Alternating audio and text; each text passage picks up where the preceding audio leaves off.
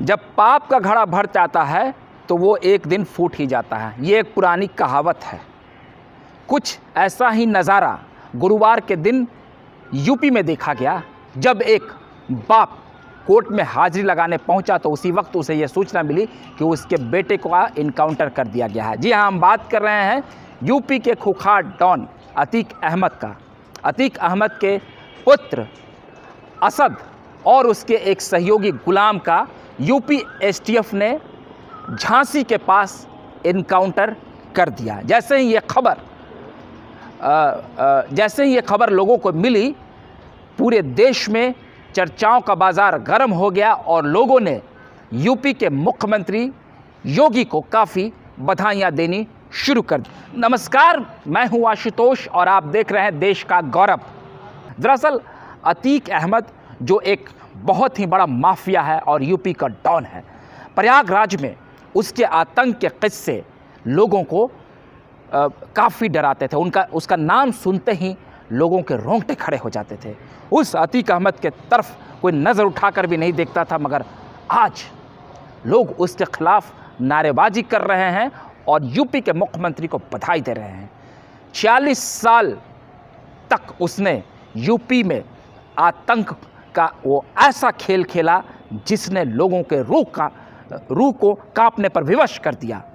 सैकड़ों आपराधिक मुकदमे, कई लोगों को मौत के घाट उसने उतारे, कई परिवारों की ज़िंदगी उसने ख़त्म कर दी, कई पीढ़ियों को उसने बर्बाद कर दिया, कई बेटों से उसके पिता का साया छीन लिया, कई घर को बर्बाद कर दिया। ताज़ा मामला उमेश पाल हत्याकांड का रहा।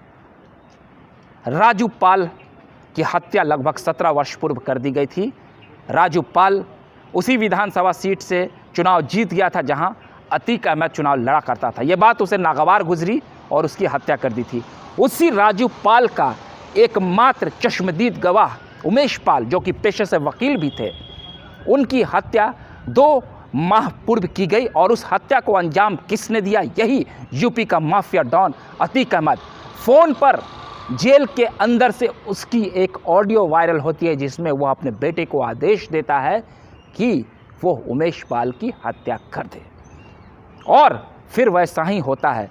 सरेआम गोलियों से उसे छलनी कर दिया जाता है, ठीक वैसे ही जैसे राजू पाल की हत्या 17 वर्ष पूर्व इस खुखार माफिया ने किया था। इसके आतंक के किस्से इतने डरावने हैं, इसके काले कारनामे इतने खौफनाक हैं कि आप सुनेंगे तो रूह कांप जाएगा। पूरे इलाके में जिस तरफ ये नज़र उठा देता था वो प्रॉपर्टी इसकी हो जाती थी। लोग इसके नाम से थर थर कांपते थे और आज इसी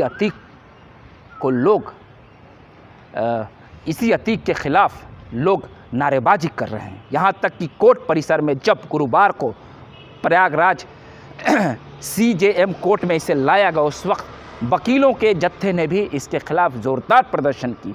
वहाँ मौजूद स्थानीय लोग भी काफ़ी ज़ोरदार प्रदर्शन कर रहे थे। ऐसा लग रहा है मानो एक आतंक के प्रयास से लोगों को छुटकारा मिल रहा है। उसी वक्त दोपहर लगभग 12:30-1 बजे ये सूचना मिलती है, जिस वक्त इसकी जेल में हाजिरी लग रही थी इसके अपने भाई अशरफ के साथ, ये सूचना मिलती है कि यूपी एसटीएफ ने इसके बेटे असद को मार गिराया। दरअसल असद और उसका शूटर जो सहयोगी है गुलाम, इन दोनों के ऊपर राज्य सरकार ने, यूपी की राज्य सरकार ने 5-5 लाख रुपए की इनामी राशि रखी थी। उमेश पाल की हत्या के बाद ये दोनों फरार चल रहा था। वो वीडियो वायरल है जिसमें आप देख सकते हैं कि किस तरीके से इसने उसे गोलियों से छलनी करा था। और तो और अतीक अहमद की पत्नी भी इन दिनों फरार चल रही है, उसके ऊपर भी अब मुकदमे तय हो गए हैं। भाई भी अशरफ इसके साथ जेल के भीतर सज़ा काट रहा है। इन दिनों इन दोनों भाइयों को गुजरात के साबरमती जेल में रखा गया है और इसे फिर पेशी के लिए यूपी के प्रयागराज कोर्ट में लाया गया था।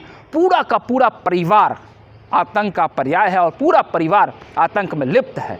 जब उमेश पाल की हत्या हुई तो उसी वक्त यूपी के मुख्यमंत्री योगी ने ये ऐलान किया था विधानसभा के भीतर कि सपा ने जिस तरीके से यूपी में अपराध का बोलबाला कायम किया है, उसने अपराधियों को शरण दिया है, मैं इसे मिटा कर रखूँगा। और उसने अतीक अहमद को योगी आदित्यनाथ यूपी के मुख्यमंत्री ने उस दिन साफ तौर पर कहा था कि अतीक अहमद के साम्राज्य को मैं नेस्तनाबूद कर दूंगा और उसे मिट्टी में मिला दूंगा। ये खबरें मीडिया में काफ़ी वायरल हुई थी जब योगी ने कहा था उसे मिट्टी में मिला दूंगा। ठीक वैसा ही हुआ। उसके बाद से अतीक के कई ठिकानों पर छापेमारी की गई, उसके घर को बुलडोजर से ढाया गया और अब उसे उम्र कैद की सज़ा भी एक मामले में मिल गई है। अभी कई मामलों में उसकी और पेशी होनी है और इसके पुत्र का इनकाउंटर भी हो गया। पत्नी फरार है, एक छोटी बहन भी जुवेनाइल जस्टिस के तहत बंद है। तो इस तरीके से पूरा का पूरा परिवार, मतलब इतना खुखार व्यक्तित्व जिसने